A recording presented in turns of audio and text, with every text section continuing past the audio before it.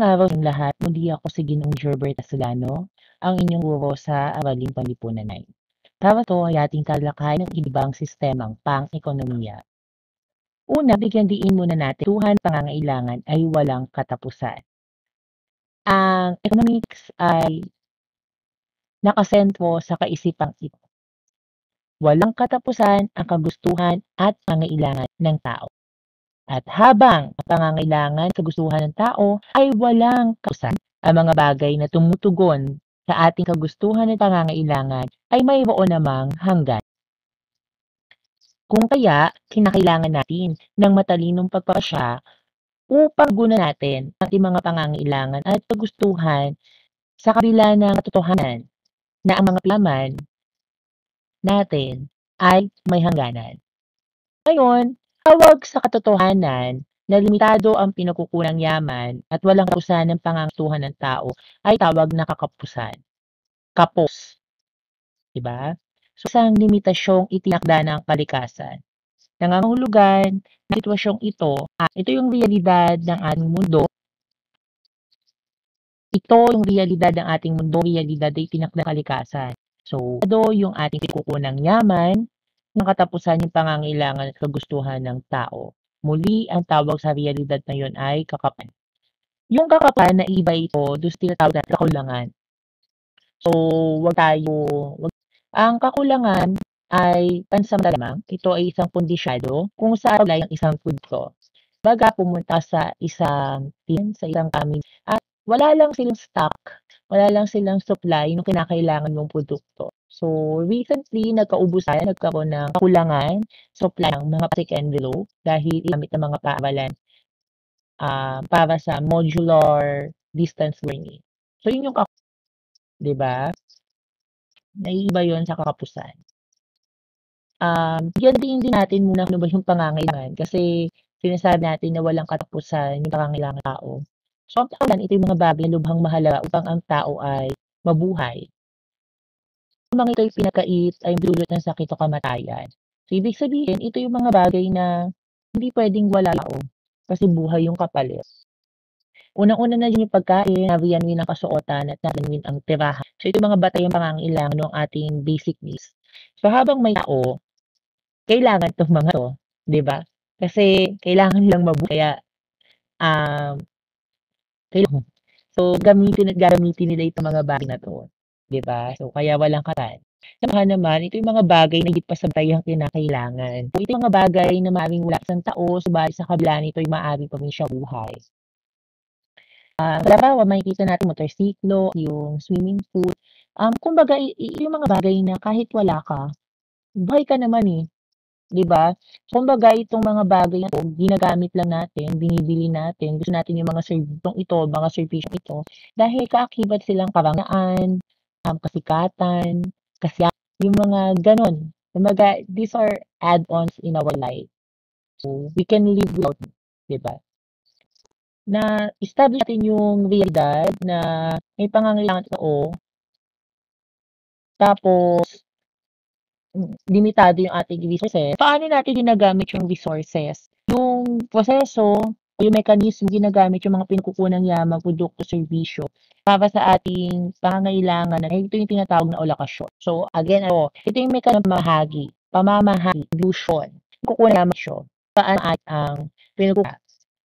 Sa loob ng nan, si nanay at tatay ay may sahod, pinagsamang sahod na 50,000 sa loob ng isang buwan. So itong 50,000 na 'to, sa halimbawa ito yung ating pinagkukunang yaman, ngayon mo ito ipamahagi at paano mo ito yun yung tinatawag nating alokasyon. Nandun yung konsepto nitong ₱50,000, maglalaan tayo ng pera para bahay, pambayad ng upa ng bahay, bayad ng kuryente, bayad ng tubig, pampaati-ate, pampaaral kain, bili ng kasuotan. So, yung pamahagi na yun, yung tinatawag nating alokasyon, okey. Ngayon yung alokasyon, kailangan mo sagutin yung apat na una, ano-ano mga produkto ang dapat likhain, 'di ba? Ano ba yung gagawin, um, kailangan mong kailangan mong 'di ba? Ano ba yung dapat mong likhain at kung hindi mo puwede likhain yun, puwede mong ipalit, 'di ba? Paano lilikhain yung mga produkto at serbisyo? um, serbisyo, paano mo gagawa, paano mo bilhin. Basically, nandun muna yung ano yung input. Ano ba yung mga raw materials na meron ka, ano yung mga then you can determine paano mo lilikhain yung mga food serbisyo. So, mano-mano, gagawin mo sa tulong ng makinarya, depende kung anong meron ka. Depende kung anong resources meron ka.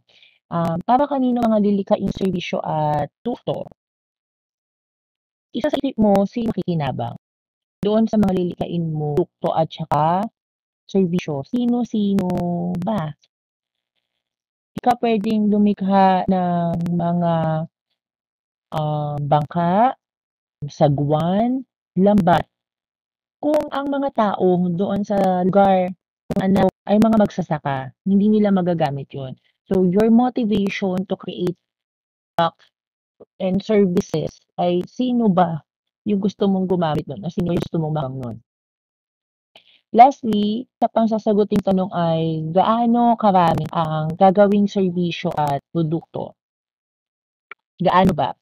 Kailan yun? Kasi nga, limitado yung pinagkukunang yaman mo. Hindi ka pwedeng gawa ng produkto na i-exhaust lahat yung resources mo tapos magkulang sa iba. Hindi din pwedeng i-exhaust mo yung resources mo, gamitin mo ng gamit yung resources mo, pieces and product na sobra-sobra. Tapos later on, wala namang makikinabang o wala namang gamit.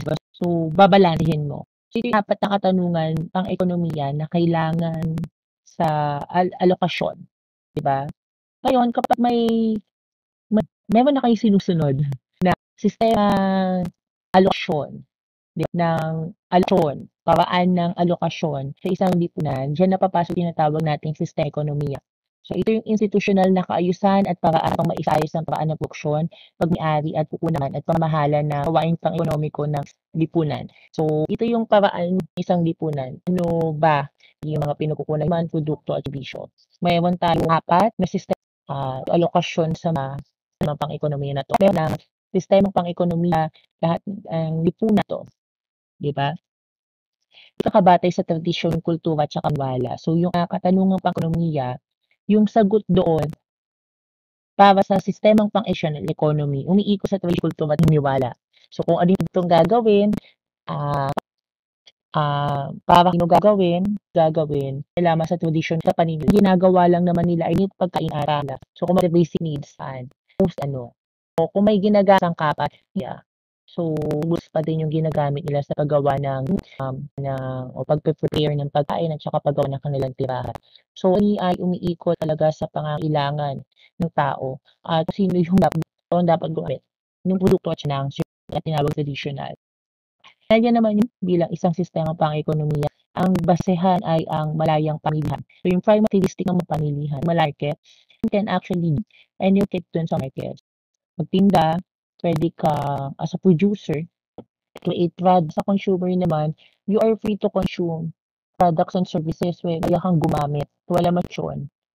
Diba? At umiikot lang talaga to sa pansariling interest. So, kung ay producer, gusto lang ng kumita, di ba? At kung ikaw naman ang focus mo ay kung saan ka makakatipid, saan ka makakamura, yan. Dito di papasok yung pagmamay-ari. So, dito hindi pagmamay-ari ng lahat yung mga basta private properties.